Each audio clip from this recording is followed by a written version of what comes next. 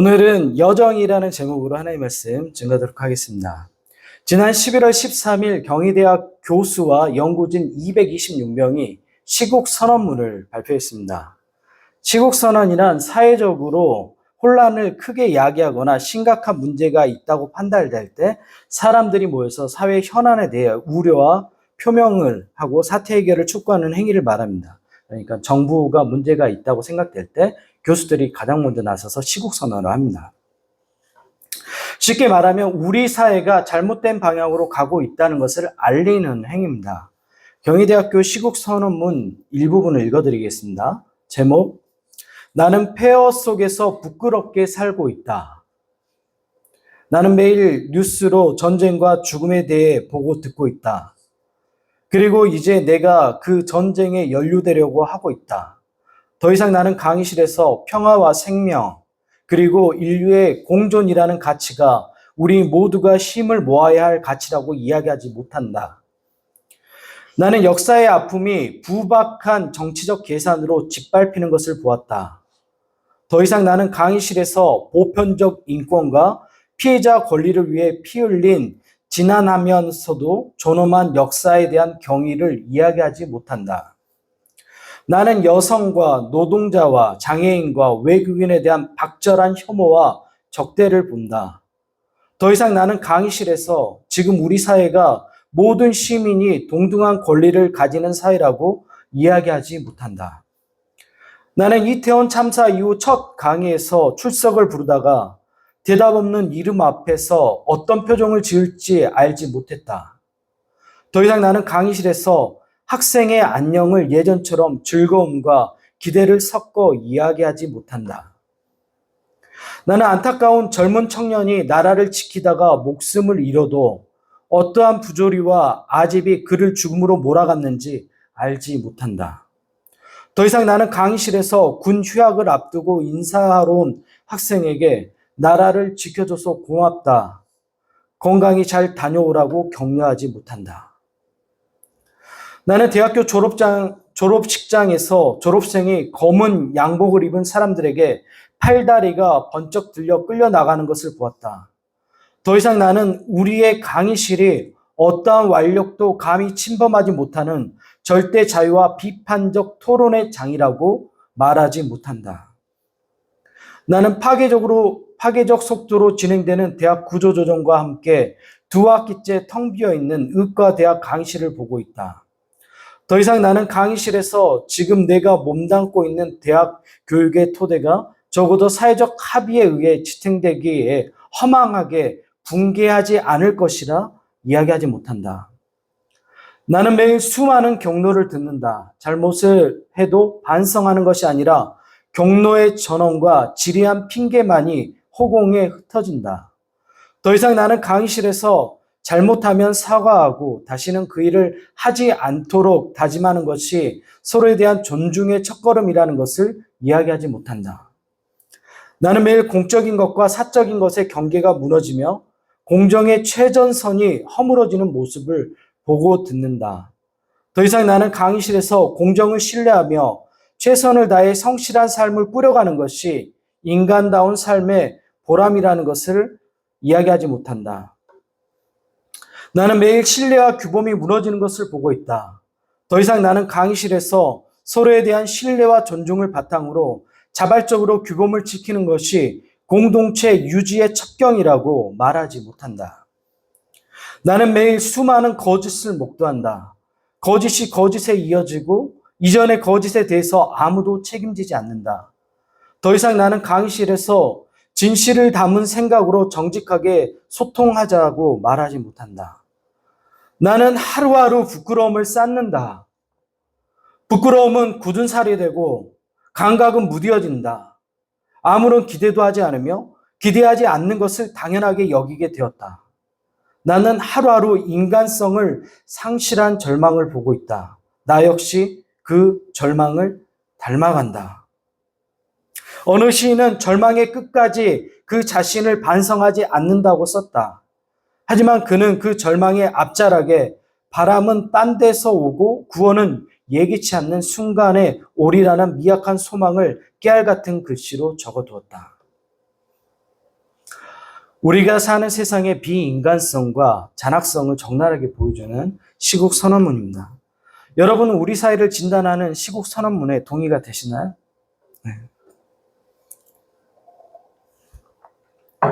저는 고개를 끄덕이며 동의가 되었던 부분이 있습니다. 나는 하루하루 부끄러움을 쌓는다. 부끄러움은 굳은 살이 되고 감각은 무뎌진다. 아무런 기대도 하지 않으며 기대하지 않는 것을 당연하게 여기게 되었다. 나는 하루하루 인간성을 상실한 절망을 보고 있고 나 역시 그 절망을 닮아간다. 저는 이 문장 속에서 한국 기독교인의 모습을 보았습니다. 하나님의 거룩한 백성과 왕 같은 제사장으로 부름을 받았는데 부끄러움을 모른 채 하루하루를 부끄러움을 쌓고 가고 있는 많은 기독교인들이 있습니다. 이제 하나님이 주신 은혜는 당연한 것으로 생각하고 영적인 감수성도 무뎌져 있습니다. 이렇게 굳어지거나 매너즘에 빠져 있을 때 필요한 것이 뭐냐면 자극이에요, 자극. 오늘 본문은 타락한 현실에 안주하며 하루하루를 살아가는 우리에게 큰 도전을 줍니다. 오늘 본문 속으로 더 들어가 볼까요? 본문의 배경은 모세와 함께 40년 광야 여정의 마침표를 찍는 순간입니다. 실제로 모세는 여호수아에게 모든 리더십을 인계하고 자신은 역사의 뒤안길로 조용히 사라집니다. 보통 모세 정도의 헌신을 한 사람이면 뭐라고 얘기하냐면 내가 이 정도로 헌신했어. 나의 헌신을 알아줘 그러잖아요. 근데 모세는 뭐라고 얘기하냐면 조용히 사라져버려요. 다 하나님의 은혜인 걸 깨달은 사람인 거죠. 모세의 강력한 리더십 아래 살았던 여호수아는 불안했습니다. 자신의 영적인 스승 모세가 이제는 없는 거예요. 모든 결정은 오롯이 여호수아가 결정해야 했습니다. 그는 두려웠습니다. 하지만 하나님은 거룩한 소망을 꿈꾸는 자들과 함께 하십니다. 뭐라고요? 하나님은 거룩한 꿈을 꾸는 자들과 함께 한다. 우리 옆 사람이 이렇게 이야기해 볼까요? 하나님이 당신과 함께 하십니다. 여호수아 1장 9절 하반절입니다. 두려워하지 말라, 놀라지 말라. 내가 어디로 가든지 내 하나님 여호와가 너와 함께 하시니라. 우리는 삶을 살면서 커다란 문제가 닥치면 이 사실을 관가해버려요. 하나님께서 나와 함께 하신다는 사실을 관가해버려요. 문제가 크면 클수록 그 문제 안에 매몰돼 버려요. 결과는 실망과 좌절 그리고 포기입니다. 여러분 어떻습니까? 여러분 모습은 어때요? 네. 우리 모습 같죠? 여호수아는 우리와 다르게 하나님 말씀을 신뢰하고 존중하며 그 말씀을 실천하는 방향으로 나아갑니다. 오늘날 많은 사람들이 하나님을 사랑하지만 하나님을 경외하지는 않습니다. 하나님을 사랑하지만 경외하지는 않아요. 네. 그래서 이렇게 얘기하는 사람도 있죠. 사랑이 하나님이시니까 내가 엉뚱한 짓 하셔도 다 이해해 줘야 되는 거 아니야? 이렇게 얘기하는 사람은 하나님을 경외하지 않는 거예요. 여러분이 저를 존중하는 가장 좋은 방법은 뭐죠?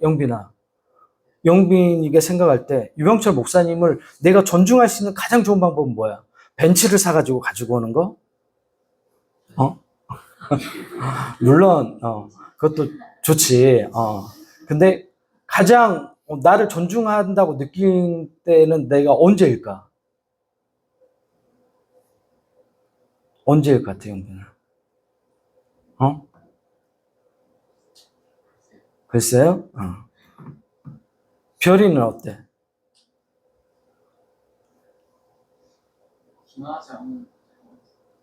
기만하지만 않으면 될 것 같아? 뭔가 어떤 상황이나 뭔가 어떤 기회가 있을 때 기만하지 않는 오케이. 거짓말하지 않는다는 얘기인 거지? 예은이는 어때? 가장 존중하는 게 뭐야? 어쩔 때 목사님을 이렇게 하면 목사님을 가장 존중하는 거예요. 싫어하는 일은 하지 않아. 아니, 거의 초등학생 수준의 이야기들이 난무하는데 이 정도면? 영민 집사님은 알 것 같아. 내 마음을 가장 잘 알죠. 영화 같이 보고 싶은 남자 1위, 김영민. 많은 이야기를 할 수 있고. 영민 집사님 어때? 목사님이 하신 얘기를 기억하고 목사님 말씀하신 걸 지켜서 따르고 네. 제가 가르친 대로 살아가주면 저는 그게 가장 행복해요, 목사로서. 물론 벤츠를 사줘도 행복하겠죠? 아이스크림 사줘도 행복한데, 그것보다 더 행복한 건 여러분이 제가 가르친 대로 삶을 사는 거예요. 그것만큼 저를 존중하는 게 없어요. 저는 그거면 충분해요. 더 원하지 않아요. 네. 여러분이 그렇게 살아가면 저는 의미가 있어요, 삶에. 네. 하나님도 마찬가지예요. 하나님을 존중한다는 것은 하나님의 말씀대로 사는 거예요. 근데 오늘날 그게 잘 안 되죠. 사람들이 하나님을 사랑한다고 하지만 하나님을 경외하지는 않는 게 오늘날 우리들의 모습입니다. 여호수아는 우리와 다르게 하나님 말씀을 신뢰하고 존중하며 그 말씀을 실천하는 방향으로 나아갑니다. 진중의 백성들에게 양식을 준비하라고 명령합니다. 그리고 앞으로 사흘 안에 요단강을 건너 하나님이 약속하신 그 땅으로 가겠다고 선포합니다. 여호수아는 루벤, 갓, 므낫세 반지파에게 얘기합니다. 너희가 그 땅을 정복할 때 너희가 선봉장이 되라. 그리고 모든 용사들은 무장하고 앞서 나가라고 이야기합니다. 그리고 여호수아는 마지막으로 시딤에서 두 사람의 정탐꾼을 보냅니다. 왜? 여리고 성 안의 분위기가 어떤지 확인해야 될 거 아니에요. 어떤 준비를 하고 있는지. 요단강 사이에 두고 이스라엘과 여리고 백성 가운데 묘한 긴장이 감돕니다. 언제 전쟁이 발발할지 모르는 일촉즉발의 상황입니다. 두 나라 모두 상대 진영의 움직임에 촉각을 곤두세우고 있었어요. 이러한 대치 상황을 먼저 깨고 행동을 취한 것은 이스라엘입니다. 여호수아가 가장 신뢰하는 두 명의 정탐꾼을 선발해 내부 정찰을 보냅니다. 이름이 안 나왔어요. 이름을 좀 기억해 주지. 이름이 없어, 이 두 사람이. 네. 그래서 두 명의 정탐꾼이라고 얘기하는 거예요. 스파이죠, 요즘 얘기하면. 두 명의 정탐꾼이 숙소로 정한 곳은 몸을 팔아 생계를 유지하는 기생 라합의 집입니다. 이 두 사람이 여리고 성에 잔입해 성공했다는 안도감을 가질 여유도 없이 곧바로 여리고 왕에게 추격을 당하게 됩니다. 여리고 왕은 성내에 잔입한 스파이를 찾기 위해 온 성을 수소문합니다. 수상한 사람은 보지 못했냐? 여기저기 다 묻고 이제 수소문하는 거예요. 이 소식이 기생 라합에게도 전달됩니다. 이것은 기생 라합에게 굉장히 큰 기회였죠. 여리고 왕에게 고발하면 뭐가 주어져요? 벤츠가 주어지는 거죠. 왜? 국가의 영웅이 되는 거잖아요. 스파이 두 명을 왕에게 고발하면 이 여성의 삶은 어떻게 해요? 삶이 바닥인 여성이란 말이에요. 왕에게 고발해서 기회를 얻었어. 한번 크게 한몫 잡아보자. 이런 생각을 가질 수 있잖아요. 네. 하지만 어떻게 된 일인지 라합은 스파이 두 사람을 세마포 나무를 말리기 위해 설치해둔 3대 아래 숨겨둡니다. 왕이 보낸 사람들이 라합을 찾아와 묻습니다. 이스라엘 스파이 두 사람이 너희 집에 들어왔다는 제보를 받고 우리가 찾아왔다고 얘기합니다. 그들이 어디 있느냐 물어요. 라합은 놀라울 정도로 침착하고 지혜롭게 말합니다. 과연 그들이 우리 집에 방문한 게 맞다. 근데 어두워지기 전에 성을 나갔다. 빨리 따라가면 잡을 수 있을 거다.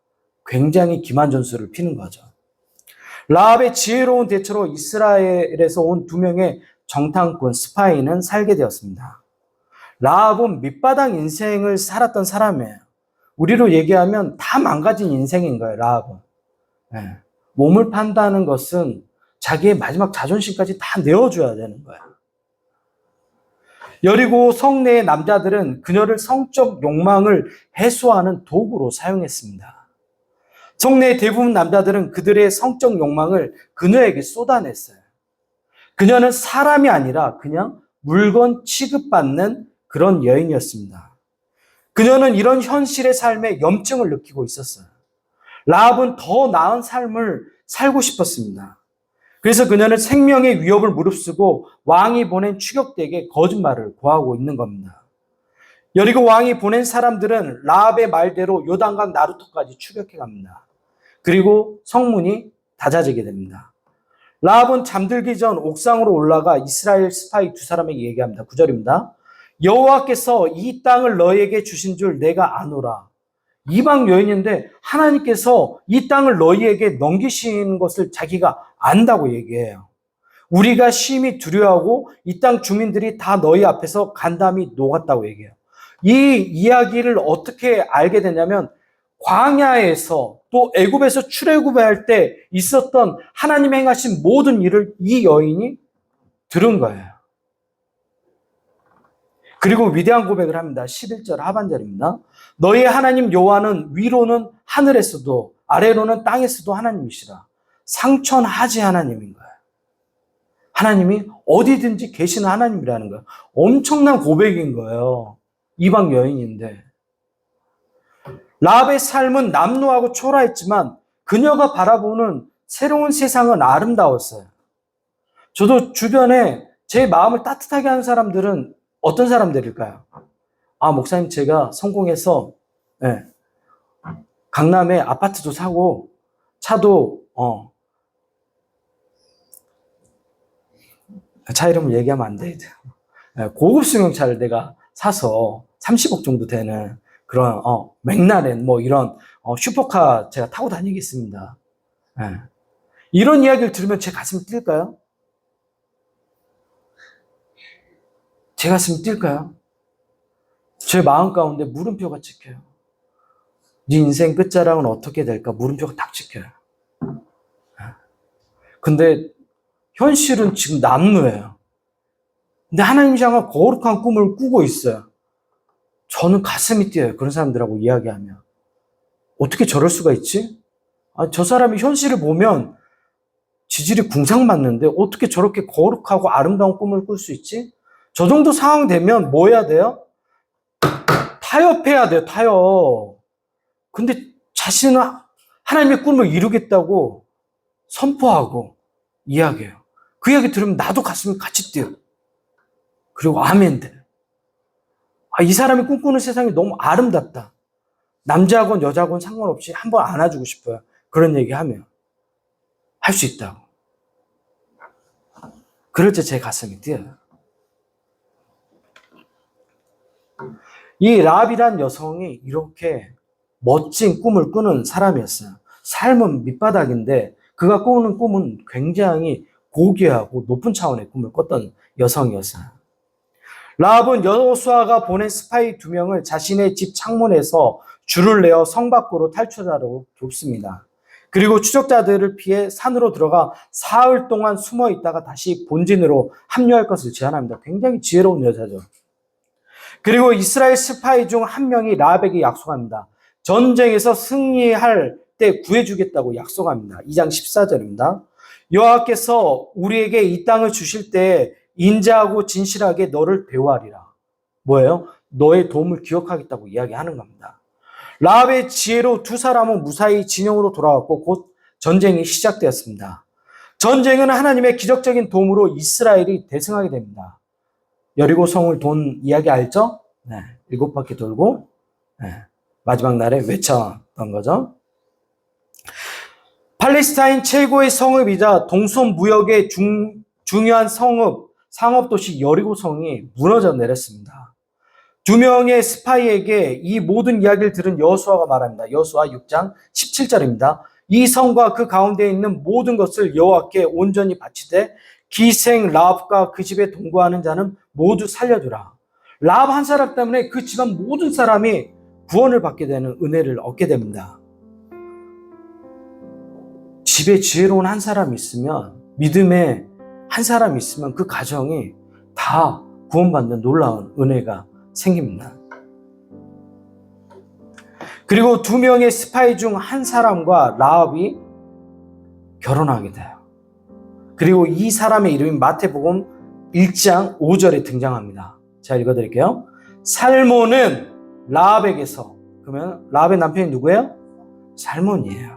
살몬은 라합에게서 누굴 낳았냐면 보아스를 낳았대요. 보아스 하면 생각나는 사람, 전에 설교 때도 얘기했죠. 누구예요? 룻이에요, 룻. 보아스는 룻에서 오벳을 낳고 오벳은 이새를 낳고 이새의 자녀들 가운데 누가 나와요? 다윗이 나와요. 네. 이 집안이 명문 가문이 이렇게 탄생하게 되는 거예요. 그 가운데 누가 들어가고 있는 거예요? 기생 라합이 들어가는 거예요. 살몬은 인생의 여정 가운데 많은 여성들을 만났어요.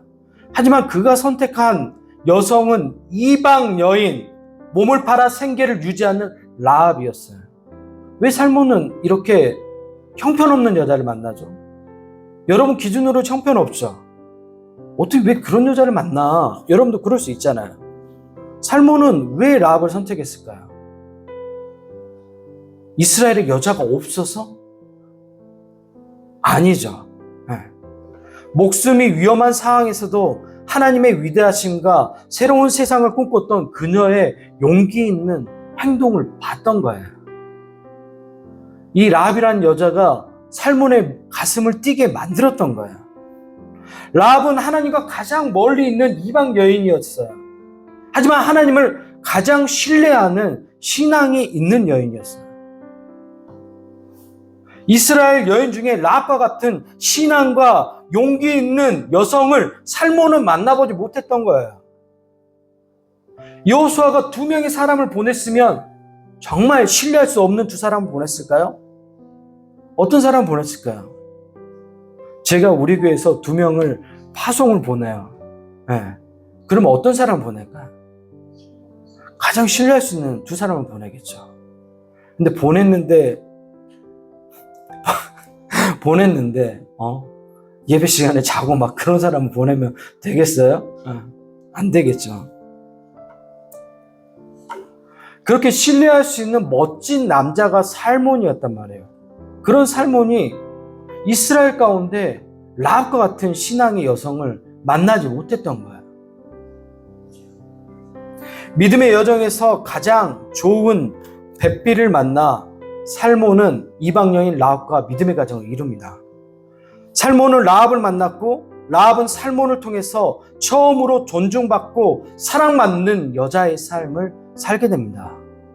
왜요? 그 대상이 살몬이었기 때문에 가능한 거예요. 그리고 이 가정에서 태어난 아들이 보아스이고 우리가 룻기에서 살펴보았던 것처럼 보아스는 매우 좋은 성품을 지닌 남자 가운데 가장 좋은 남자의 모델이 되는 사람이에요. 그러면 이 보아스가 하루아침에 나왔을까요? 아니에요. 그의 부모의 좋은 성품과 신앙을 온전히 고스란히 다 물려받은 그런 인물이었던 거예요. 그래서 룻이라는 이방 여인을 거부감 없이 품을 수 있었던 거예요. 하나님의 사랑과 은혜는 온몸으로 경험한 살몬과 라합은 그의 아들 보아스를 신앙으로 키웠죠. 그들의 인생의 여정 가운데 가장 중요한 것이 뭐냐면 하나님과 함께 하는 것이라는 것을 알았던 것이에요. 하나님은 현실에 안주하지 않고 하나님 나라를 꿈꾸는 이 가정에 보아스를 주셨고 보아스의 후손 가운데 다윗이 태어났고 다윗의 후손 가운데 예수님이 태어나게 됩니다. 이 가정은 명문 가정이 된 겁니다. 밑바닥 인생이었던 기생 라합은 명문 가정의 조상이 되게 돼요. 조건이 뛰어났나요? 직장이 좋았어요? 가문이 좋았어요? 아무것도 없었던 이 기생 라합이 이처럼 위대한 믿음의 가정을 이루고 믿음의 가문이 될 수 있었던 것은 단 하나예요. 하나님을 보았어요. 언제? 삶의 절망적인 순간에도. 오히려 이스라엘 백성들은 하나님과 늘 함께한다고 큰 소리 쳤지만 하나님을 사랑한다고 얘기했지만 정작 그들에게는 라합과 같은 믿음이 없었어요. 하나님은 현실에 안주하지 않고 하나님 나라를 꿈꾸는 이 가정에 믿음의 가정으로 세워주시는 놀라운 역사를 보여주셨습니다. 전 여러분의 인생의 여전에 살몬과 라합과 같은 은혜가 있길 기원합니다. 괜찮아요. 우리 가정 남루할 수 있죠. 지금 내 모습 초라할 수 있죠. 그래서요. 그게 뭐 어때서요? 하나님께서 여러분과 함께 믿음의 가정을 세우시는데 그 그것보다 더 중요한 게 어디 있어요? 예? 여러분의 조건 크게 문제되지 않아요. 왜? 하나님이 하시는데 무슨 조건이 문제가 돼요? 예? 만약 하나님이 쓰시는 목회자 평균 키 170 어때요? 2cm가 모자라서 탈락이에요. 근데 우리 하나님 그렇게 안 하셔요. 하나님이 쓰시는 사람은 조건이 없어요. 조건이 있죠. 그 조건은 단 하나예요. 하나님을 의지하는 사람이에요. 하나님과 함께 거룩한 소망을 이루려는 사람이에요. 하나님 그 사람의 인생 가운데 함께 하셔서 그 일들을 이루어 가세요. 그게 성경에서 믿음의 사람들이 보여주는 삶의 증거인 거예요. 하나님과 함께 삶을 살아가십시오, 여러분. 여러분의 삶이 초라하고 남루해도 괜찮아요. 하나님과 함께하면 뭐가 무서워요? 하나님이 함께 하시는데, 하나님이 여러분을 통해서 사용하시는데, 하나님이 저 같은 사람도 사용하시잖아요. 네? 저같이 다 찢기고 상한 인생도 사용하시잖아요. 근데 여러분이 뭐가 부족해서 날마다 나는 자격이 없다고 생각해요? 자격이 있죠. 네. 여러분처럼 거룩한 꿈을 꾸고 있는 사람을 통해서 하나님은 자신의 계획을 이루세요. 네. 여러분 통해서 이루실 겁니다. 여러분 모두 그런 인생을 살아가는 예분교회 성도들 모두가 되었으면 좋겠습니다. 우리 같이 기도할까요?